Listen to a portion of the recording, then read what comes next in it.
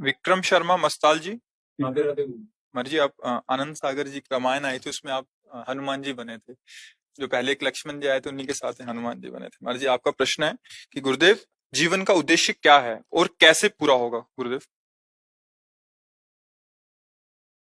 हनुमान जी महाभागवत, ज्ञानिनाम अग्रगण्यम, जितेंद्रियाम, बुद्धिमान वरिष्ठम, अतुलित बलधामम। हम उन्हीं के उपदेश आपको सुना रहे हैं। अगर थोड़ा भी जिस रोल में उतरे हो उसको असली रोल में उतर जाओ तो बात बन जाएगी। और भगवान के महान भक्त हनुमान जी महाराज को विभीषण जी जब लंका पर अभिषिक्त हुए तो ऐसी मणिमय रत्नमय माला दी जो किसी अन्य राजाओं के पास थी ही नहीं, क्योंकि महान पराक्रमी रावण कोई भी ऐसा न था जहां विजय प्राप्त न की। कुबेर से भी उसका पुष्पक विमान छीन लिया था, अर्थात कुबेर के भी खजाने पर उसका अधिकार था। देवराज इंद्र को उसका पुत्र मेघनाथ बंदी बना के ऐसे लाया था जैसे साधारण आदमी को कोई बलिष्ठ पुरुष लाता है, देवराज इंद्र को। तो वो ऐसी कीमती थी कि मतलब अद्वितीय थी। भगवान श्री राम जी के हाथ में दी, राम जी ने जानकी जी को दी, जानकी जी ने हनुमंत लाल को दी। हनुमंत लाल ने ऐसे देखा और वज्र दंता है वो, उनके दांत जो है वज्र के समान। रत्न को फोड़ा, फिर देखा, फिर से।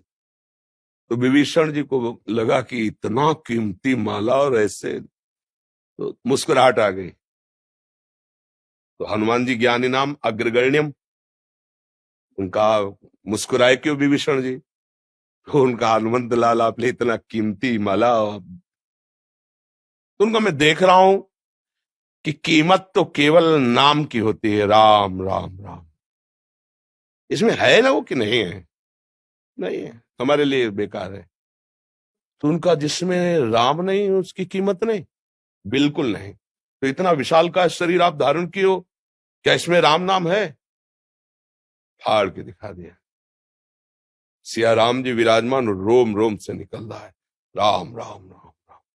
यत्र यत्र रघुनाथ कीर्तनम, तत्र तत्र कृतमस्त कांजिलम, वाष्पवाज परिपूर्ण लोचनम, मारुति नमत राक्षसांतकम। राक्षसों का अंत करने वाले मारुति से हनुमान जी महाराज रोम रोम से सिया राम सिया राम सिया राम, हृदय में सिया राम। जीवन का लक्ष्य है सिया राम की प्राप्ति हो जाना, सिया राम का भजन करना। समझ रहे हो ना? आज जीवन का लक्ष्य है। ना ये संसार का कोई पद रहेगा, ना कोई वस्तु रहेगी, और ना ये तुम्हारा शरीर रहेगा। ये छूटेगा। कब छूटेगा इसका कोई समय किसी को ज्ञान नहीं है, वो केवल विधान विधाता को ज्ञान है। तो हमको सावधान रहकर इसके छीनने के पहले दूसरा हमें तैयार कर लेना चाहिए।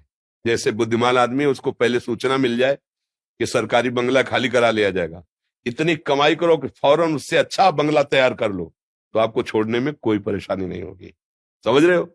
तो ये शरीर है पांच भौतिक, और भजन करके ऐसे ही भगवत देह को प्राप्त करो। जैसे गीध ने सेवा धर्म के द्वारा भगवान की प्राप्ति कर ली, जानकी जी की रक्षा के लिए उसने अपने प्राणों की आहुति दे दी।